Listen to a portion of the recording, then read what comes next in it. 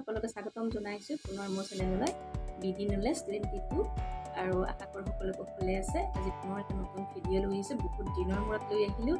আশা কৰোঁ আপোনালোকে নিশ্চয় ভিডিঅ'টো চাই ভাল পাব। আজি মই জাতীয় পতাকাৰ ওপৰত কিছুমান কথা জানিবলগীয়া কথা বা কিছুমানে হয়তো জানেও আৰু যিবিলাকে নাজানে তেওঁলোকৰো কামত আহিব আৰু জনাবিলাকো আমি এবাৰ জুকিয়াই চালোঁ।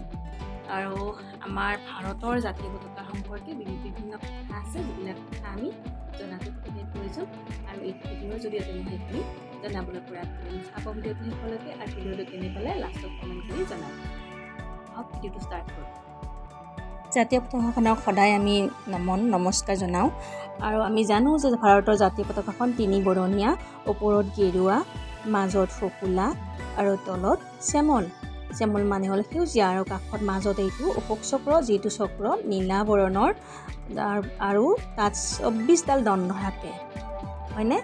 আকৌ এই জাতীয় পতাকাখনৰ অনুপাত 2.3। যিয়ে নহওক, আমাৰ জাতীয় পতাকাখনৰ জানিবলগীয়া বহুত কথাই আমি আছোঁ আৰু এতিয়া মই এই সম্পৰ্কত ক'ব গৈছোঁ যে এই জাতীয় পতাকাখন কেতিয়া গ্ৰহণ কৰা হৈছিল।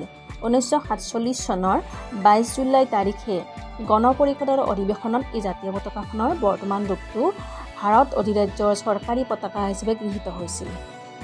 পৰৱৰ্তী সময়ত ই ভাৰতীয় প্ৰজাতন্ত্ৰৰ পতাকা হিচাপে মৰ্যাদা পায়।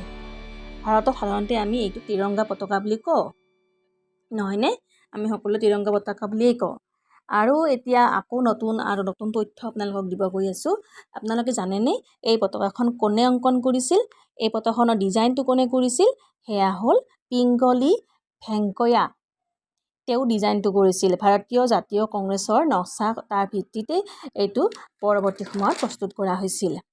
এতিয়া নেক্সট তথ্য মই দিব যাই আছোঁ আপোনালোকক। আপোনালোকে বাৰু জানেনে জাতীয় পতাকাৰ বস্ত্ৰ কি ব্যৱহাৰ কৰা হয়? আইনত জাতীয় পতাকাৰ খাদী বস্ত্ৰ প্ৰয়োগ কৰাহে নিয়ম আছে।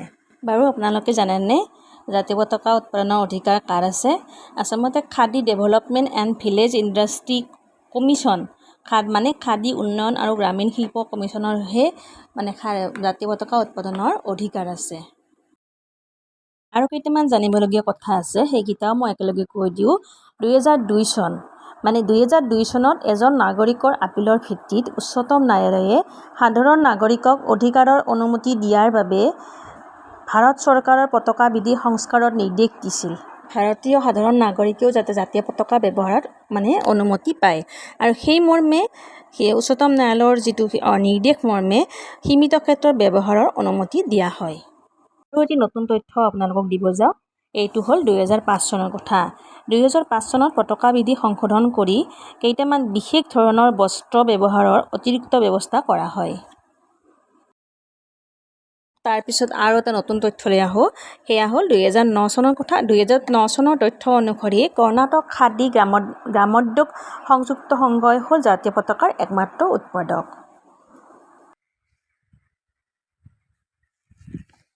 ভিডিঅ'টো চাই কেনে পাইছে? বাৰু আপোনালোকে ভিডিঅ'টো চাই কেনে পালে জনাব কমেণ্ট কৰি। আৰু যিসকলে মোৰ চেনেলটোত নতুন তেখেতসকলে প্লিজ চেনেলটো ছাবস্ক্ৰাইব কৰি দিব আৰু কাষত থকা বেল আইকনটো দবাই দিব। আৰু আজিলৈ এইখিনিতে সামৰি মাৰিছোঁ। আকৌ নতুন ভিডিঅ' এটা লৈ আহিম, নতুন নজনা কথা লৈ আহিম। তাৰ কাৰণে আৰু পুনৰ টাটা।